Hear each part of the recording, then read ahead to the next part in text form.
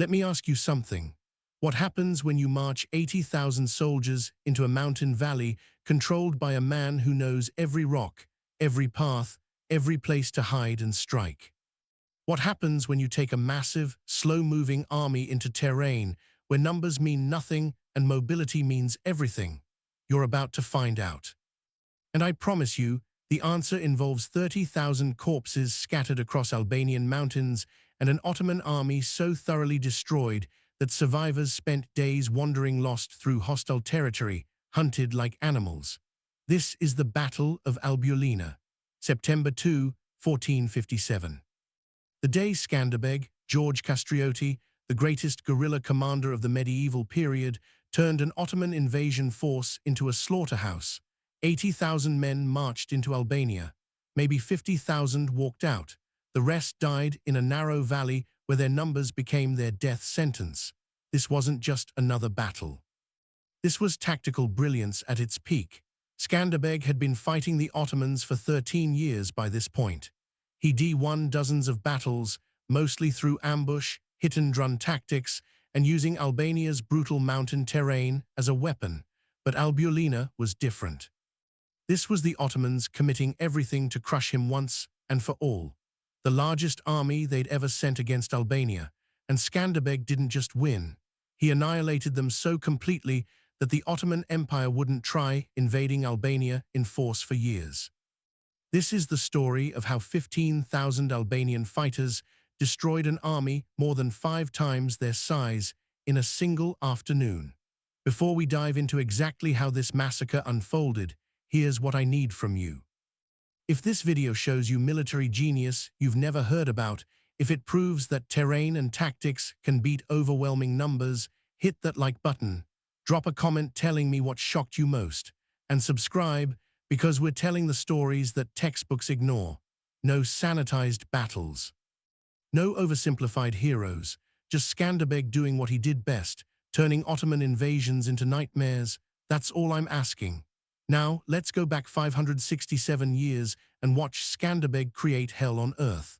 By 1457, Skanderbeg had been Albania's shield against the Ottoman Empire for over a decade. His story was already legendary. Born George Castrioti, son of an Albanian lord, he'd been taken as a boy to the Ottoman court, converted to Islam, trained as a warrior, and made an Ottoman officer. He fought for the Ottomans brilliantly, earning the name Skanderbeg, Lord Alexander, comparing him to Alexander the Great. But in 1443, during a battle against Hungary, Skanderbeg defected. He returned to Albania, reconverted to Christianity, and led a rebellion against Ottoman rule. For 13 years, he'd been a thorn in the Ottoman Empire's side. He united Albania's fractious lords into a defensive league. He fortified key strongholds. He recruited an army of maybe 10,000 to 15,000 men, mostly light infantry and cavalry, who knew Albania's mountains like their own homes. And he won, battle after battle, ambush after ambush. He defeated Ottoman forces sent to crush him. He wasn't winning through superior numbers or better equipment. He was winning through superior knowledge of terrain and guerrilla tactics that Ottoman commanders couldn't counter.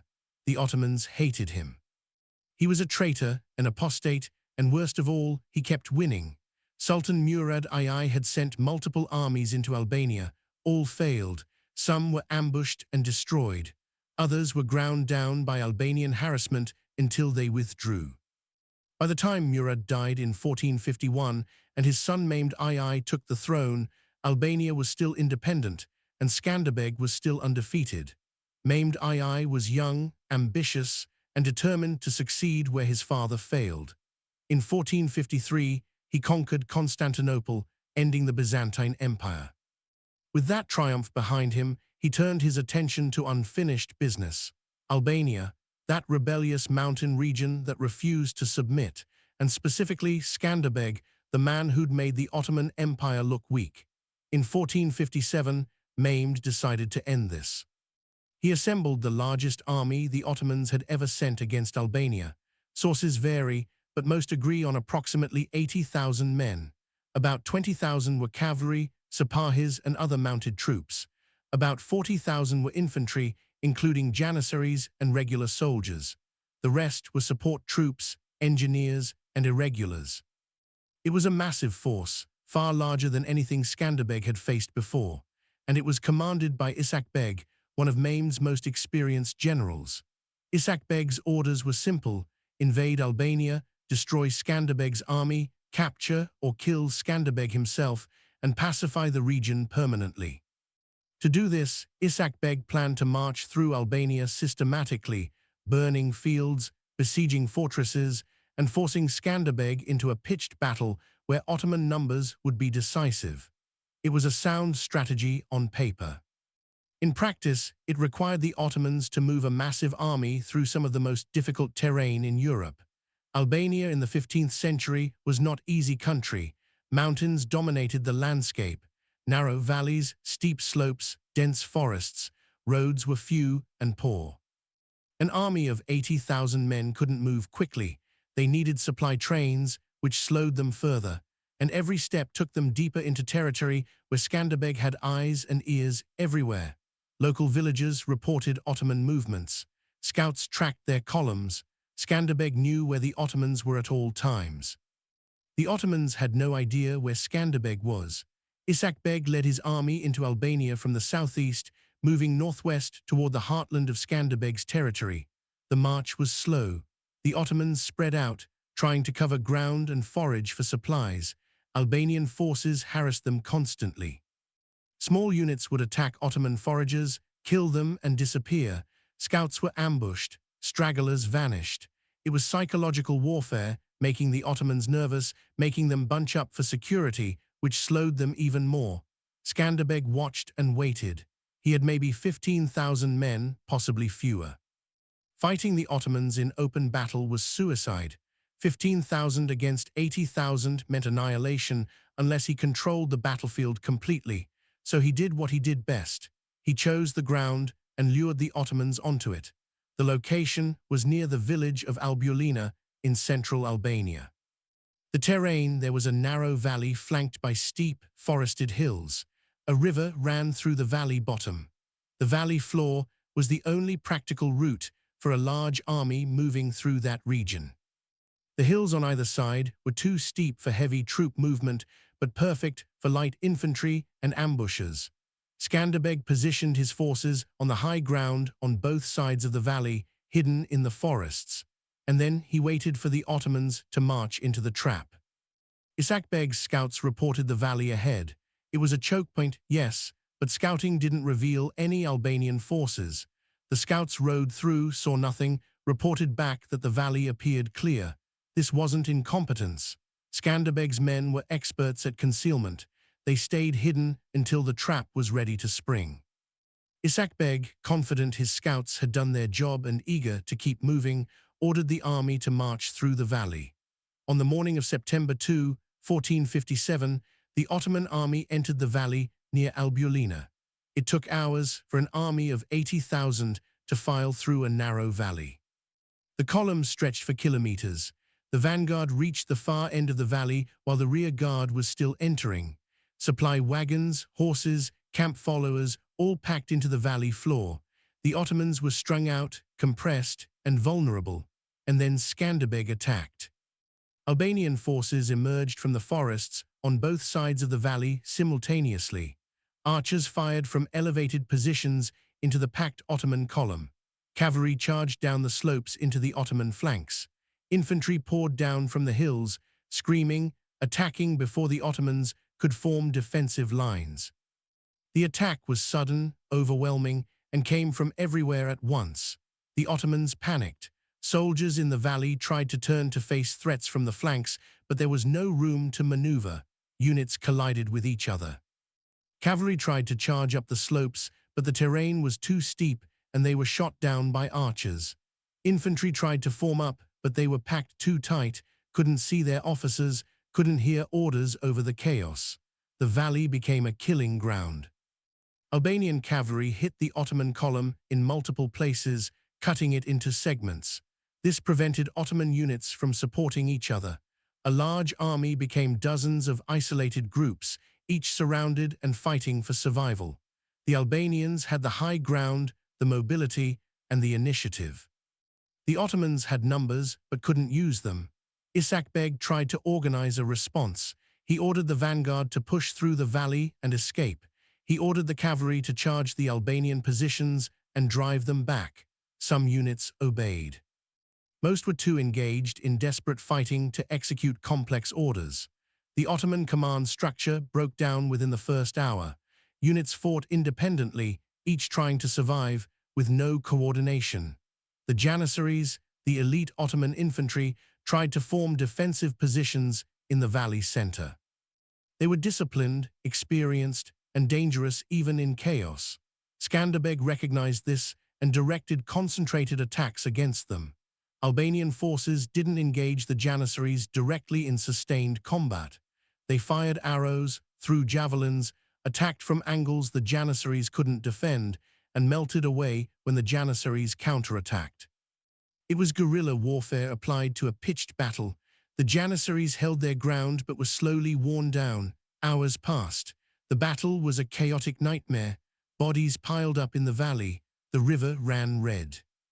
Ottoman soldiers tried to climb the slopes to escape the killing ground and were cut down. Others tried to retreat back the way they'd come and ran into their own rear guard, still trying to enter the valley. Confusion was total. Ottoman cavalry, which should have been their advantage in open combat, was nearly useless. The terrain was too broken for effective charges. Albanian light cavalry, smaller and more maneuverable, danced around them, firing arrows, retreating, attacking from different angles. Ottoman heavy cavalry, weighed down by armor, couldn't catch them. When Ottoman cavalry did charge, they charged uphill into forests, where Albanian infantry ambushed them with spears and axes. By mid-afternoon, the Ottoman army was disintegrating. Units that had maintained cohesion started to break. Soldiers threw down their weapons and tried to flee. Some ran deeper into the valley, trying to escape through the far end. They ran into Albanian blocking forces positioned there. Others tried to scatter into the hills. Most were hunted down. A few made it into the forests and survived by hiding for days. Beg, somewhere in the chaos, realized the battle was lost. He gathered what cavalry he could and fought his way out of the valley, leaving the bulk of his army to its fate. Ancient sources say he escaped with maybe a few thousand cavalry, fleeing south as fast as their horses could carry them. Behind him, the slaughter continued. The Albanians showed no mercy. This wasn't about taking prisoners or extracting ransoms. This was about sending a message. Ottoman soldiers who surrendered were killed. Wounded men were killed. Camp followers were killed. The Albanians had spent 13 years watching Ottoman armies burn their villages, enslave their people, and devastate their land. This was payback, and it was comprehensive. By evening, the fighting in the valley was over. Not because the Albanians stopped, but because there were almost no Ottomans left alive to fight. The valley floor was carpeted with bodies. Estimates of Ottoman dead vary wildly, but even conservative numbers are staggering. At least 20,000 killed in the valley itself. Possibly 30,000 or more if you count those killed during the pursuit over the next several days. Of an army of 80,000, maybe 50,000 escaped. And escaped is generous. Many died from exposure, starvation, or attacks by Albanian villagers as they fled through hostile territory. Skanderbeg's losses were minimal. Maybe 1,000 to 2,000 casualties, most of them wounded rather than killed. The kill ratio was somewhere between 10 to 1 and 20 to 1, one of the most lopsided victories in medieval warfare. And Skanderbeg's men captured everything. The Ottoman army's baggage train, full of supplies, weapons, food, gold, hundreds of horses. Cannons and siege equipment, armor and weapons from 20,000 or 30,000 dead soldiers. It was a treasure trove that would fund and equip Albanian resistance for years.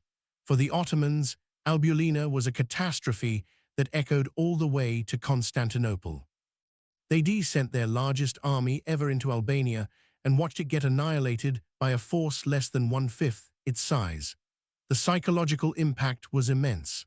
Ottoman commanders who dismissed Skanderbeg as a regional nuisance now understood he was one of the most dangerous enemies the empire faced. And Ottoman soldiers, the common troops who heard stories from survivors, learned to fear Albania. It became known as the graveyard of armies. For Skanderbeg, Albulena was the pinnacle of his career. He'd spent 13 years fighting the Ottomans with ambushes and raids, winning consistently but never decisively. Albulena was decisive. He'd taken the largest Ottoman army ever sent against him and destroyed it in a single day. His reputation across Europe soared. The Pope sent letters praising him as the champion of Christendom. Western kings offered alliances. Money and supplies flowed into Albania. Skanderbeg became a living legend, but the war wasn't over. The Ottoman Empire was vast. They could replace the losses, and they would come back, but not for a while. Albulena bought Albania years of relative peace. Maimed II, furious at the defeat, needed time to rebuild, and he had other priorities. He'd focus on expanding into Anatolia and the Balkans elsewhere. Albania would have to wait. Skanderbeg used those years to fortify, to rebuild, to prepare for the inevitable next invasion. He knew Albulena wasn't the end. It was a reprieve. The Ottomans would return, and when they did, he'd fight them again. And he did. For another decade, Skanderbeg continued resisting until his death in 1468. He never lost a major battle. He kept Albania independent through sheer will, tactical brilliance, and an understanding of guerrilla warfare that was centuries ahead of his time. Let's analyze what actually happened at Albulena. How did 15,000 Albanians destroy 80,000 Ottomans? The answer is terrain, ambush, and turning the enemy's size into a disadvantage. Terrain first. The valley near Albulena was a natural choke point, narrow enough that an army couldn't deploy properly, steep enough that flanking maneuvers were impossible, long enough that an 80,000-man army got strung out over kilometers. Skanderbeg chose this ground deliberately because it negated Ottoman numerical superiority. In that valley, the Ottomans could only fight with the troops in immediate contact. The rest were just targets. Ambush.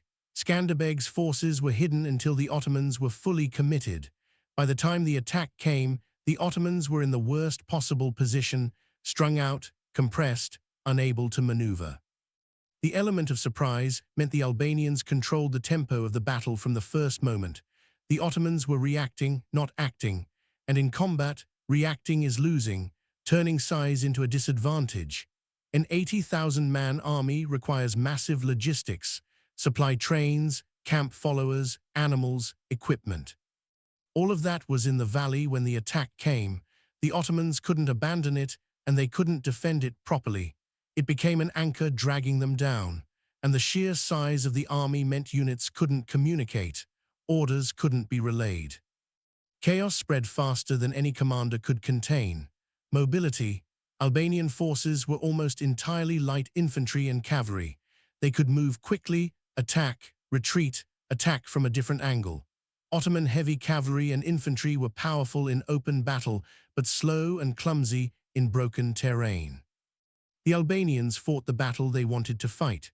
The Ottomans were forced to fight a battle that nullified their advantages. This is asymmetric warfare at its finest. Skanderbeg didn't try to match the Ottomans in size or firepower. He created conditions where size and firepower were liabilities. He fought smart, not hard, and he won so completely that the battlefield became legendary. There's a broader lesson here about the limits of numerical superiority. 80,000 soldiers sound unstoppable. But if you can't deploy them effectively, if terrain restricts you, if the enemy controls where and how you fight, numbers become meaningless. Worse than meaningless. They become a liability because feeding, moving, and coordinating a huge army in hostile terrain is nearly impossible. The Ottomans learned this the hard way. Compare Albulena to other battles where smaller forces defeated larger armies. Thermopylae, Teutoburg Forest, Agincourt, Canna in reverse, all involved terrain or tactics that nullified numerical advantage. Albulena belongs in that category. It's one of history's great examples of how to beat a much larger force. But let's talk about the human cost. 20 to 30,000 Ottoman soldiers died. Most were common soldiers, men conscripted or recruited from across the Ottoman Empire. Turks, Bulgarians, Serbs, Greeks, men who had no personal stake in conquering Albania but fought because their sultan commanded it. They died in a valley they'd never heard of, fighting for a cause that meant nothing to them personally. They were killed, not in glorious combat, but in a chaotic slaughter where there was no honor, no heroism, just survival. And most didn't survive. For the Albanians, Albulena was vindication and revenge. For years, they'd watched Ottoman armies ravage their homeland. Now they had their chance to pay back every burned village, every enslaved family, every atrocity, and they took it. The violence was extreme, but from their perspective, justified. This was total war, and mercy was a luxury they couldn't afford. Survivors on both sides carried trauma. Albanian soldiers saw things that day that stayed with them. Killing on that scale, even when you're winning, marks you. Ottoman survivors who made it home told stories of hell, mountains that swallowed armies, Albanian fighters who appeared from nowhere and vanished like ghosts. A valley where 30,000 men died in an afternoon. These stories spread, becoming legend, adding to Skanderbeg's myth. Beg returned to Constantinople in disgrace. He'd lost the largest army the Ottomans had committed to Albania. Explanations didn't matter. Maimed was furious. Beg was stripped of command, possibly executed. The sources aren't clear. His fate served as a warning to other Ottoman commanders. Lose to Skanderbeg, and you'd answer for it personally. For Maimed, Albulena was a personal humiliation. He'd promised to crush Skanderbeg. Instead, he'd handed Skanderbeg his greatest victory. The young sultan who'd conquered Constantinople, who saw himself as a world conqueror, had been beaten by a mountain gorilla. It strung. Maimed would try again later, but Albulena taught him that Albania was different. You couldn't conquer it with conventional warfare. You needed patience, attrition, and you had to accept that men like Skanderbeg couldn't be beaten through brute force alone. The supplies captured at Albulena were critical for Albania's continued resistance. Skanderbeg's forces had been chronically short of equipment. Now they had weapons, armor, horses, gold, everything they needed. The captured cannons were particularly valuable. Skanderbeg didn't have the infrastructure to manufacture artillery, so capturing Ottoman guns was the only way to get them. Those cannons would defend Albanian fortresses for years. The battle also had diplomatic consequences. Western European powers, always looking for allies against the Ottomans, saw Albulena as proof that the Ottomans could be beaten. The Pope increased financial support for Albania. Venice and Naples, Italian powers with interests in the Adriatic, sent money and supplies. Hungary, which shared a border with Ottoman territory, saw Skanderbeg as a valuable buffer and ally. Albulena turned Albania into a symbol of Christian resistance, and Skanderbeg into a hero whose reputation reached kings and popes. But there's a sad irony. All the glory, all the support, all the recognition couldn't change the fundamental reality. Albania was a small, poor, mountainous region. Even with Western support, Skanderbeg could never assemble enough force to go on the offensive. He could defend. He could win defensive battles brilliantly. But he couldn't invade Ottoman territory, couldn't threaten Constantinople, couldn't do anything except hold his ground. And that meant the Ottomans just had to keep trying until eventually, through attrition or luck, they won. Skanderbeg knew this. After Albulena, he knew he'd won a battle, but not the war. The Ottomans would come back, and when he died, which he eventually would because everyone does, what happened then? Albania didn't have another Skanderbeg. His leadership held the country together. Without him, it would fracture, and the Ottomans would pick up the pieces, which is exactly what happened. Skanderbeg died in 1468. Within 15 years, Albania was fully under Ottoman control. So Albulena, as glorious as it was, didn't save Albania permanently. It bought time. It gave Albanians 11 more years of independence. It made Skanderbeg immortal in Albanian memory.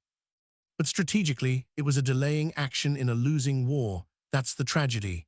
Everything Skanderbeg did, every battle he won, was brilliant, heroic, and ultimately futile because he was one man holding back an empire. When he died, the empire won by default, but futile doesn't mean meaningless. Albulena mattered because it proved resistance was possible. It showed that small nations could fight empires and win, at least temporarily. It inspired others, and it created a legacy. Albanian national identity for centuries was built partly on memories of Skanderbeg and battles like Albulena. When Albania finally regained independence in the 20th century, Skanderbeg became the national hero, his image on flags and statues. Albulena was remembered as the moment Albania stood tall. There's also a military legacy. Skanderbeg's tactics, using terrain and mobility to offset numerical inferiority, influenced military thinking for centuries.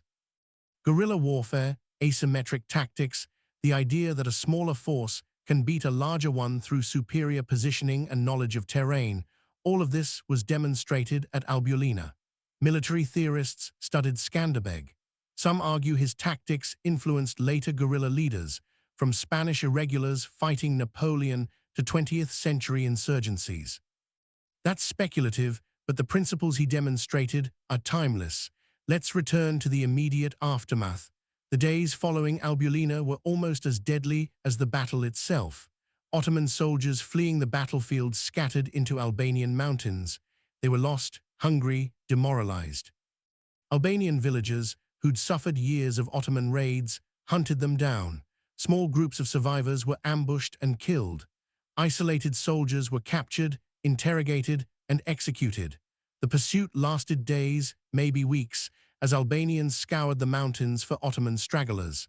Some Ottomans made it to friendly territory eventually. Exhausted, wounded, traumatized, their accounts spread the story of the disaster. Soldiers who hadn't been at Albulena heard what happened and thanked God they'd been elsewhere. The battle became a cautionary tale within Ottoman military culture. Don't underestimate Albanians. Don't march into mountains without scouting properly. Don't assume numbers will save you. For a few years after Albulena, Ottoman campaigns into Albania were tentative. Smaller forces, more cautious approaches. Nobody wanted to be the next Isak Beg, Mehmed focused on other fronts. He expanded into Serbia, Bosnia, the Crimea. Albania was left alone, not because the Ottomans had given up, but because they needed time to figure out how to win without losing another 30,000 men in a valley. Skanderbeg used the breathing room to strengthen defenses. He fortified castles, stored supplies, trained troops. He also engaged in diplomacy, maintaining alliances with Western powers, ensuring money and equipment kept flowing. He knew the peace was temporary, the Ottomans would come back, and he'd be ready. In 1466, Mehmed personally led an invasion of Albania. He brought another massive army, over 100,000 men. He besieged Skanderbeg's capital, Kruge, for months. He couldn't take it. The siege failed. Skanderbeg harassed Ottoman supply lines, attacked foraging parties, made the siege unsustainable. Mehmed withdrew, frustrated again. Even at the peak of Ottoman power, they couldn't beat Skanderbeg in his own mountains. But age was catching up with Skanderbeg. By 1468, he was in his 60s, ancient by medieval standards. Decades of war had worn him down. In January 1468, Skanderbeg died, probably from malaria or another disease, not in battle, not killed by Ottoman soldiers, just worn out. His death was the blow Albania couldn't recover from. Within months of Skanderbeg's death, Albanian unity collapsed. Lords fought each other, defenses weakened. The Ottomans returned and found a fractured, leaderless opposition. Town by town, fortress by fortress, Albania fell. By 1479, Ottoman control was complete. Skanderbeg's son fled to Italy. Albanian resistance leaders were executed or exiled. The country that had resisted for 25 years under Skanderbeg's leadership was incorporated into the Ottoman Empire. Albanians would remain under Ottoman rule for over 400 years. During that time, many converted to Islam, partly under pressure, partly for economic reasons. Albanian culture survived, but it was heavily influenced by Ottoman culture. The Albania that emerged in the 20th century was very different from the Albania Skanderbeg defended, but Skanderbeg's memory never died. Even under Ottoman rule, Albanians told stories of the great lord who'd fought the empire and won, battle after battle, for 25 years. Albulena was the centerpiece of those stories. The day 15,000 Albanians destroyed 80,000 Ottomans in a mountain valley. The day the impossible happened. And when Albania finally regained independence, Skanderbeg became the symbol of national resistance and identity. If you're still watching, I want your thoughts. Could any other commander have replicated Skanderbeg's success? Was Albulena luck or genius? And what would have happened if Skanderbeg had lived another 10 years? Drop your answers in the comments. Let's debate properly. And if this story showed you something you've never heard, if you appreciate military history that respects both the brilliance and the tragedy, hit that subscribe button. We are building a community that values real history. Not simplified, not romanticized, but real. Where victories are complex and defeats are inevitable, but how you fight matters. Albulena matters because it shows that numbers don't always win, that terrain and tactics can overcome massive numerical disadvantages, that one brilliant commander who knows his ground can do things that seem impossible. But it also shows the limits of individual brilliance. Skanderbeg won Albulena, he won dozens of battles, he held off an empire for 25 years, and when he died, everything he built collapsed within a decade. Legacy isn't just about winning, it's about what survives after you're gone. That's the lesson of Albulena. Tactical brilliance can win battles, but winning the war requires more than one man's genius. It requires systems, institutions, unity that survives the individual. Skanderbeg was the greatest commander of his age in that region. And it still wasn't enough, because empires grind down individuals no matter how brilliant. The Ottomans lost 30,000 men at Albulena and came back. Skanderbeg lost nothing and still eventually lost everything. Now you know what happened at Albulena, not a simple underdog story. A complex tactical masterpiece where terrain became a weapon, where mobility beat numbers, and where 15,000 fighters destroyed an army 5 times their size. You know why it mattered at the time, and why it still matters as an example of asymmetric warfare done right. That's the story worth telling. That's what we do here, real history, the kind that teaches you about strategy, leadership, and the cold reality that even the greatest victories are temporary unless they're part of something bigger. More stories coming, more battles, more moments where everything changed. Stay tuned. Thanks for watching. I'll see you in the next one.